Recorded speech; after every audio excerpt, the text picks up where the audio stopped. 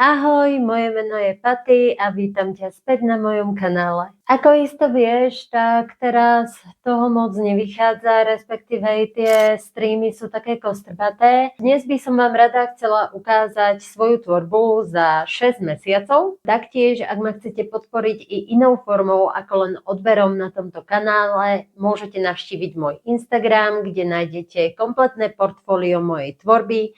A ak sa vám moje umelecké obrazy a portréty páčia, samozrejme môžete napísať na e-mail, ktorý teraz vidíte na obrazovke. Aktuálne som voľná a otvorená i zakázkovým malbám. My sa ale poďme vrhnúť na to, čo som vytvorila a začala by som asi skicárom. Ako vidíte, môj skicák má aj svoju prvú stranu, na ktorú väčšina umelcov nemaluje.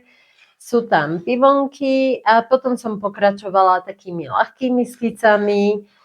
Na tretej strane vidíte i skicu na môj obraz a aktuálne vidíte i samotný obraz, ktorý vďaka tejto skice vznikol. Máme skicu kingfisherov, takže rybárikov, ktorú som dokončovala tiež neskôršie, ako som pôvodne chcela. Nejaké tie tigriky, pivonky, ktoré ste mohli vidieť i na videu, štúdiu líšky, labute, ktoré ste mohli vidieť, ktoré som malovala priamo na videu pre vás, taktiež slnečnice, ktoré sme si spolu namalovali a taktiež ste si asi všimli, že môj skicák je polepený, pretože ho ťahám všade a používam ho veľmi často, tak sa mi trošku rozpadá. Kone, ktoré ste mohli vidieť i na videu, takú skicu uvidím, ako s ňou naložím. Vlka ako štúdiu pre rôzne obrazy, taktiež z voľnej chvíle som si spravila ľudí, aj keď mám k ním aktuálne všeobecne taký zvláštny vzťah. Môžete vidieť, že som zakomponovala i farebné prvky do svojej tvorby. Opäť štúdia koníkov, rada by som ju použila aj na samotný obraz. Štúdiu na môj obraz, ktorý pripravujem. Áno, človek, nečakane. Tigra, ktorý taktiež je vlastne taká štúdia alebo predkresba pre obraz, ktorý by som do budúcna chcela robiť. Uvidím, ako to dopadne. Potom milujeme draky, milujeme knihy. Táto skica má hlbší význam a dúfam, že sa vám páči. Podľa nej vznikne obraz.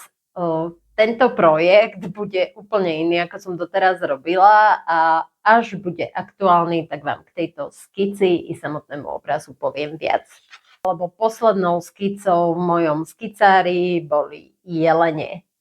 Tým by sa mi to asi tak pekne uzavrelo pre mesiace január až jún. Ďalej som veľmi rada, že som si našla cestu späť k akvarelu. Ja som akvarel veľmi rada používala a veľa malieb akvarelových vzniklo na začiatku mojej tvorby. A potom som od neho upustila, pretože som väčšinou malovala zakázky akrylom, takže som veľmi rada, že som si našla k akvarelu späť takú cestu. A práve to je dôvod, prečo som si začala predkresľovať akvarely a taktiež ste už jedného akvarelového tigra videli. V neposlednom rade som našla záľubu v tom skicovať na plátno natiahnuté na dosku a to z toho dôvodu, že do budúcna sa chystám navštíviť rôzne trhy, rôzne podujatia a príde mi fajn, že na mieste si môžete kúpiť kúsok môjho umenia reálne za dostupnejšie ceny. Viac o týchto projektoch, pretože toho plánujem naozaj veľa, len nemám čas to realizovať. Zároveň tieto minimalby robíme na streame. Prvou je teda vlčík. Najradšej by som už do nej nezasahovala vôbec, lebo sa bojím, že to pokazím. Spravila lištičku. Mi prirástli tie naše bežné zvieratá k srdcu. Kto ma pozná dlhšie, vie, že milujem pivonky. Je s tým pomerne prpláčka, čo sa malovania týka, ale ja ich malujem rada. Baví ma ten výsledok. A ďalším mojím obľúbeným kvetom sú slnečnice. Slnečnice má veľa ľudí rado, možno je to preto, že najslavnejšie slnečnice namaloval Van Gogh. No a ako posledné sme si vlastne na streame dokončili tohto leoparda a ja som veľmi, veľmi rada, že vyšiel ako vyšiel a som aj vďačná za každého jedného z vás, ktorý na tom streame bol. Tak a zdraví ťa Patej z editu. Ja som ti ešte chcela na záver ukázať moje akrylové malby. Okrem vlkov a koňa s motorkárkou vznikli všetky v roku 2026. Aktuálne mám rozrobeného i tohto tigra a v neposlednom rade nemôžem zabudnúť na malbu, ktorú som robila mojej dcére na Deň detí a video nájdete niekde v hornom rohu.